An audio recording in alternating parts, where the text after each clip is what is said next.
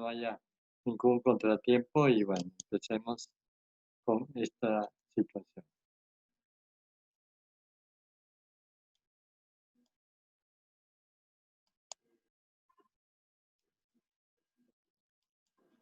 Entonces, es una mujer, 37 años, ¿verdad? Pues generalmente está, pues, no come mucho, ¿verdad? Está con desnutrición grado 2, quiere decir que ha perdido por lo menos más del 20%, 25 a 30%, ¿verdad? De su peso corporal. Y bueno, el problema empieza, ¿verdad? Por tener, ¿verdad? Su padecimiento actual. 3 días previos, con diarrea, ¿verdad? Fétida, 16 veces al día, de preferencia, que le causaron, ¿verdad? Una deshidratación y pues el comienzo de un estado de choque que pues tiene vómitos, donde pierde gran cantidad de electrolitos y agua, pero es una fiebre, ¿verdad? Que no tiene horario. Quiere decir que a cualquier hora, entre media hora, una hora, etcétera, tiene la fiebre y pues por lo tanto tiene que ver con la enfermedad anterior. Todo eso le causa que se encuentre débil, ¿verdad? Con astenia, sin ganas de hacer cosas, ¿verdad? Y las mucosas se encontraban totalmente secas o muy secas. Y junto a ello, el paciente no puede caminar, no tiene equilibrio, tiene una hiporreflexia y, lógicamente, los músculos muy débiles. Los signos vitales que se toman son 80-40, lo cual nos habla de una hipotensión. Lo normal es 80-120, estos están por debajo de esas cifras. La temperatura se encuentra elevada por una fiebre, lo normal 36-37, tiene 39.2, con un pulso que normalmente debe ser de 80, tiene 110, pero tiene una taquipnea o una taquicardia, y la frecuencia respiratoria pues ligeramente un poquito arriba de lo normal, de 20 a 24 es lo normal de preferencia. Entonces, pues la paciente tiene que entrar a urgencias, lógicamente, por este problema, pues, para darle tratamiento adecuado. Entonces, en la exploración, pues ya señalan los signos. Lo anterior fueron síntomas, ahora vienen los signos. Identifican, ¿verdad? Sequedad de esas glucosas, donde a la boca de preferencia, lógicamente los dedos deben de estar pues secos y hay una disminución del tono, ¿verdad? ¿Cómo se mide el tono? Tocando los músculos que se encuentran muy debilitados, pero el paciente está inconsciente, no responde fácilmente, solamente con estímulos dolorosos, por lo tanto tiene una coma o un coma, ¿verdad? Que se etiqueta con el nombre de stupor, ¿verdad? Comas son diferentes grados.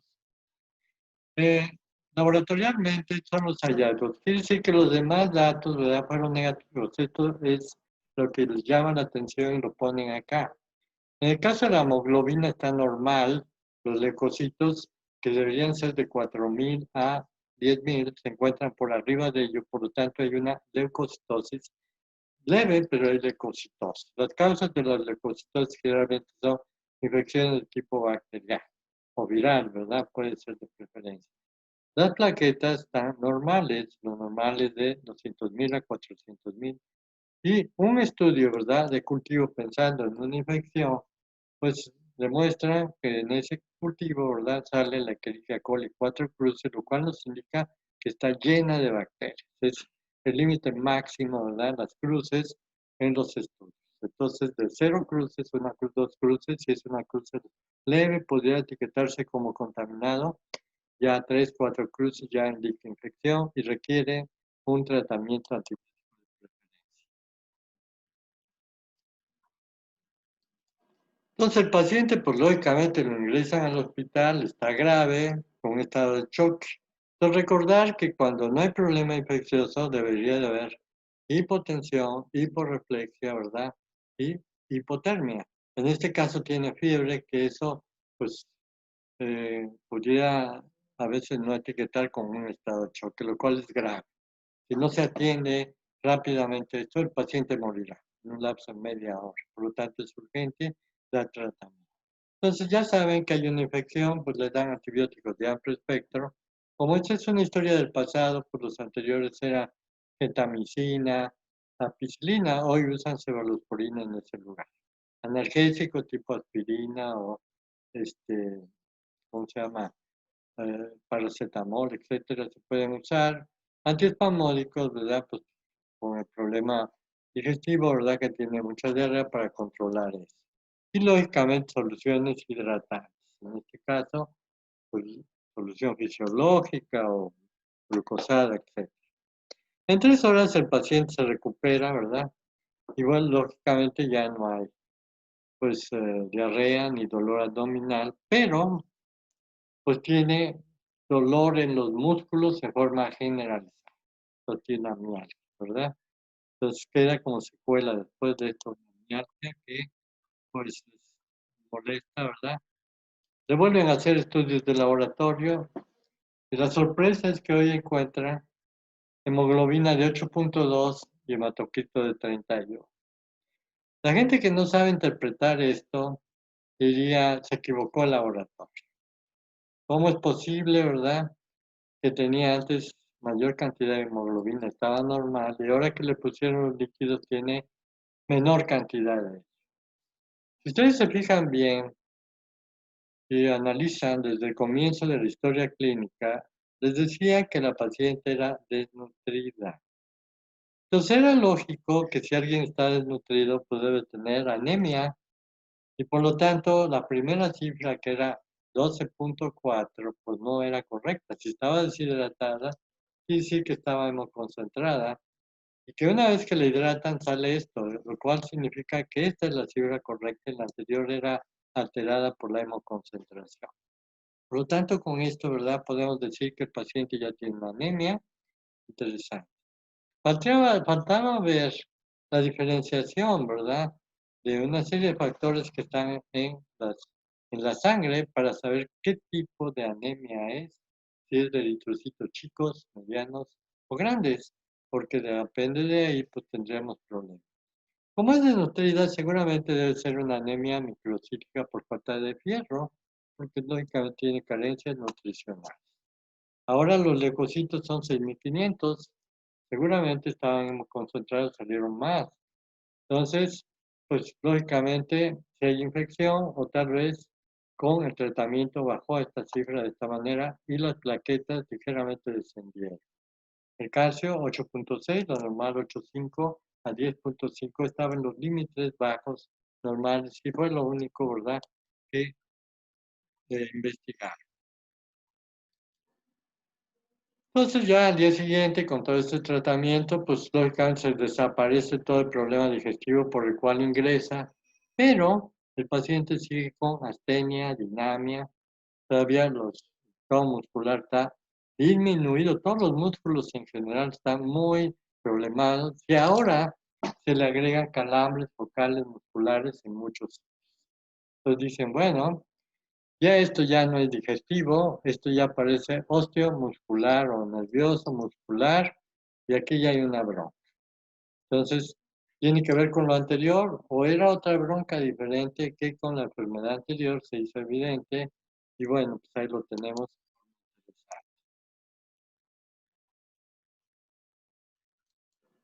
Entonces sigue ahí, ¿verdad? Y 3 días después todavía sigue la debilidad muscular, y ahora no tiene equilibrio, no puede caminar, pues ya está pues un poco alterado. Los médicos dicen, pero si ya le dimos todo, debería estar bien, ya deberíamos de darlo de alta, ya 3 días en cama, esto ya tiene problemas de músculos, y entonces, ¿verdad? Pues debe tener una miopatía, ¿verdad? Por estos cambios, ¿verdad? Que tenemos ahí.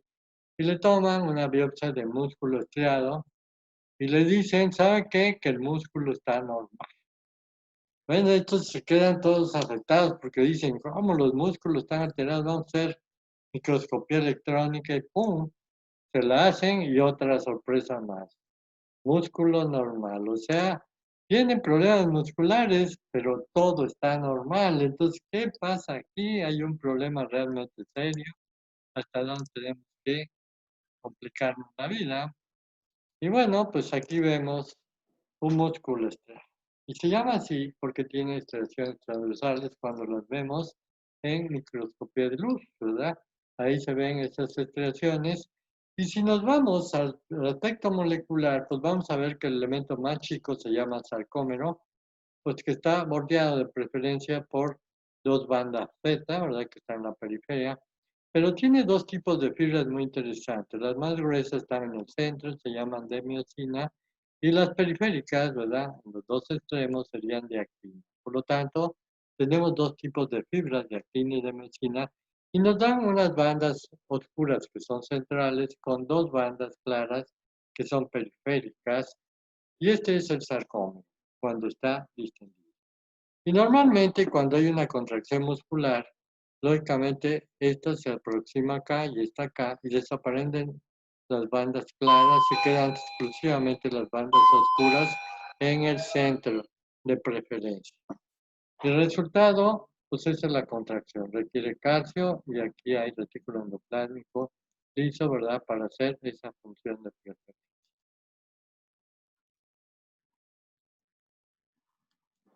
Entonces, a alguien se le ocurre, ¿verdad? Después ya de una semana, ¿verdad? ¿Qué está pasando ahí? Y entonces, pues dicen, vamos a pedir electrolitos en sangre. Y bueno, pues se lleva una sorpresa interesante. El sodio, 145 equivalentes por litro, cloro, 105 equivalentes y el potasio, 3.6 equivalentes por litro. Y entonces, pues aquí ya, sorpresa, ese potasio que debería estar en 4.5 se encuentra disminuido. Y aquí tenemos la causa del problema. Tiene una hipocalemia de preferencia, lo cual, pues esto estaba repercutiendo en el mundo. Entonces le toman un electrocardiograma y, pues lógicamente, encuentran una alteración de la onda T por una hipocalemia. Entonces, el resultado de todo ello, si hubieran pensado desde el comienzo, pues no hubieran llegado ni a la biopsia ni a microscopía electrónica, se hubieran hecho un poco más de clínica y hubieran pedido pues el resultado más adecuado. Entonces, el diagnóstico final es una miositis metabólica por hipocalemia y el paciente se recuperó a la normalidad con ingesta de potasio y fue enviado a un psiquiatra por algunos factores diferentes a los que ingresó. Entonces, ¿qué es la miositis metabólica? Pues es una deficiencia de potasio y que es muy frecuente en la práctica hospitalaria. Entonces los médicos deben de estar conscientes de ello y por eso cuando un paciente está deshidratado hay que pedir electrolitos en sangre para ver esto y lo van a diagnosticar fácilmente. Entonces, pues hay muchas enfermedades, esta es una, pero pudiera ser gente que hace exagerada cantidad de ejercicio y va a tener exactamente igual, ¿verdad? Esto asociado con una deshidratación. Bien, pues lo más seguro, ¿verdad? Que la hidratación que le dieron a este paciente fue inadecuada. Seguramente le aplicaron soluciones glucosal al 5% o fisiológica normal, cuando pues, estas no tienen potasio en ingesta, hay que agregar el potasio ahí. O bien agregar un Harman, que ese sí tiene potasio. La hipocalemia se manifiesta en el electrocardiograma y tiene afectación muscular.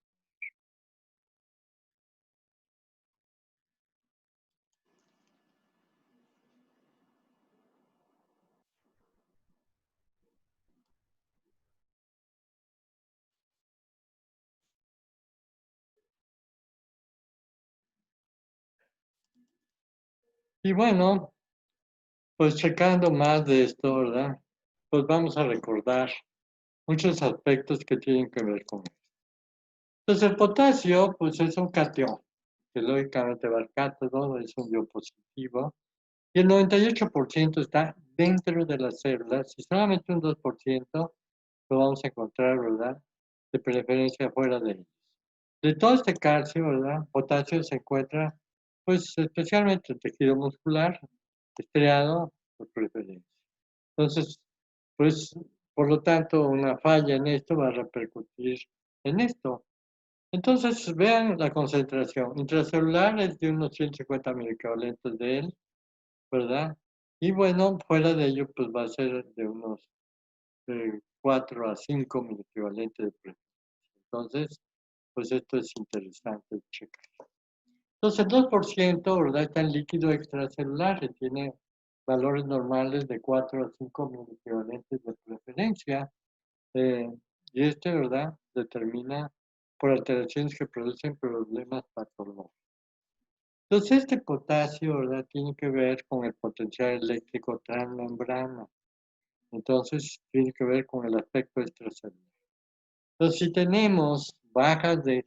Normalmente las células mandan potasio a la vía sanguínea, pero cuando la vía sanguínea tiene concentraciones bajas, quiere decir que dentro de la célula ya tiene menor concentración de esto. Entonces, por lo tanto, ya están las células sufriendo problemas de ese potasio en especial.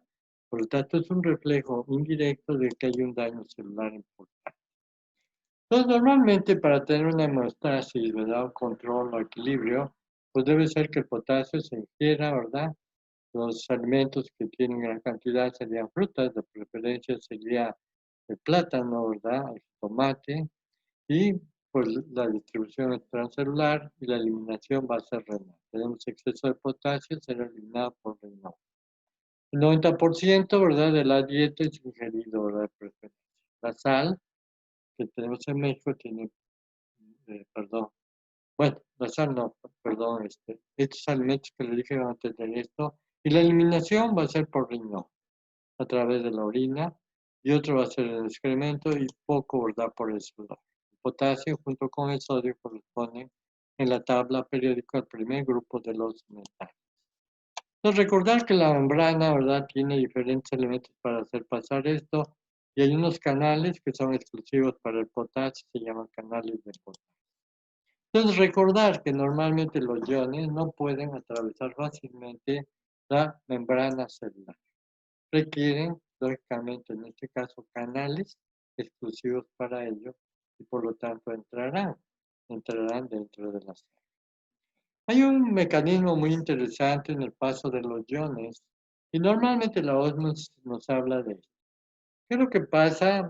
Que a través de una membrana, los líquidos que están a través de la membrana, en donde hay mayor concentración de solutos, ¿verdad? Va a ir de mayor a menor concentración de solutos.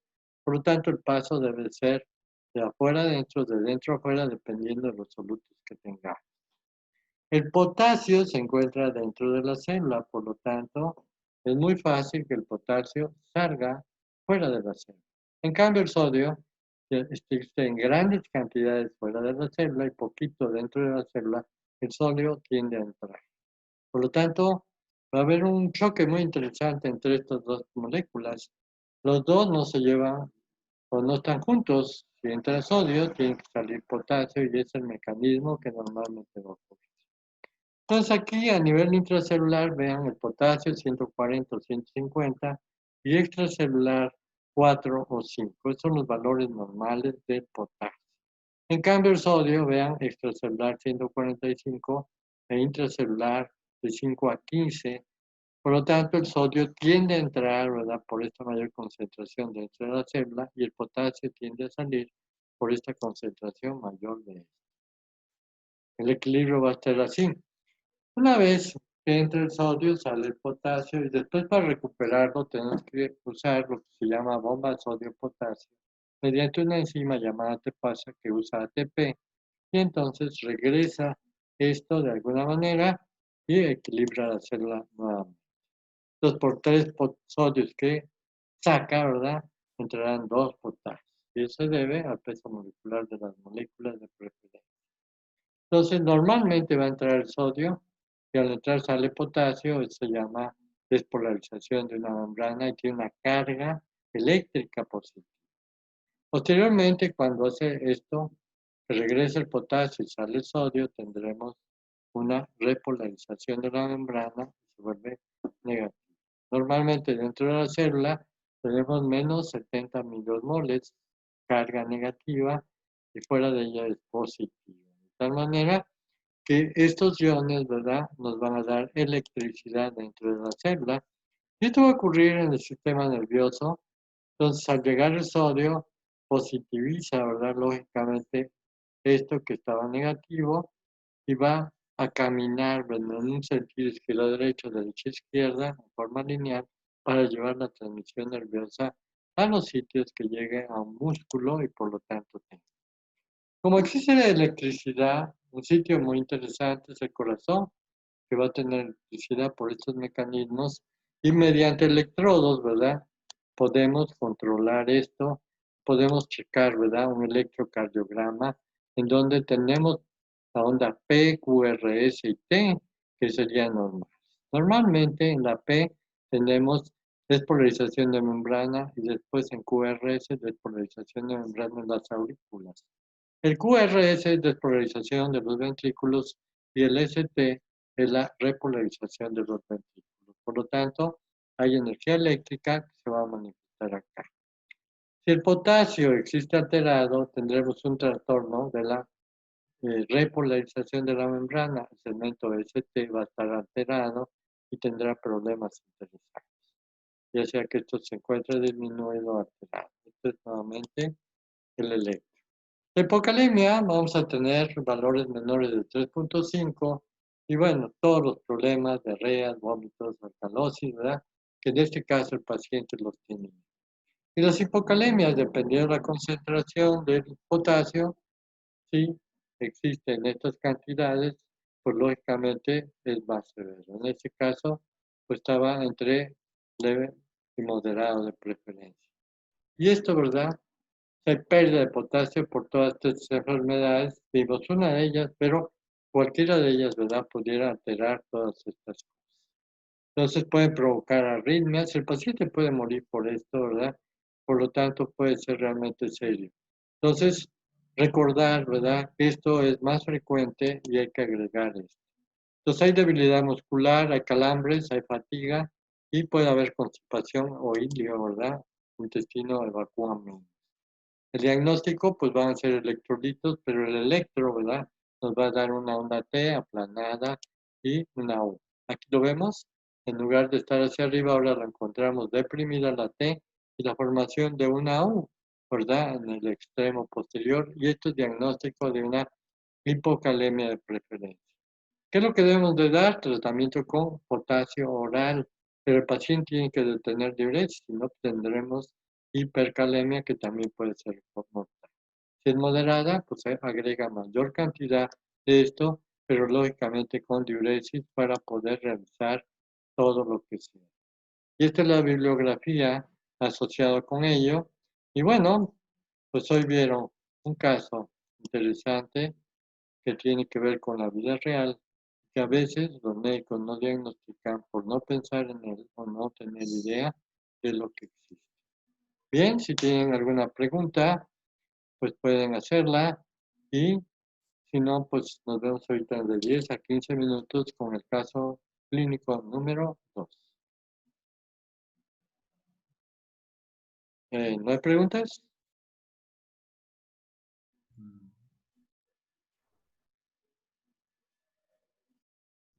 Yo no tengo preguntas. Bien, entonces nos vemos ahorita en 10 minutos y vamos con el número 2. Mucho de esto que hemos dado en clase lo voy a subir a un canal nuevo que tengo que se llama Alberto Pizarro y pueden verlos con calma, ¿verdad? Después, con detalle, todo esto pues para si algo no entendieron, volver a repetir. Entonces ahorita nos vemos en 10 minutos.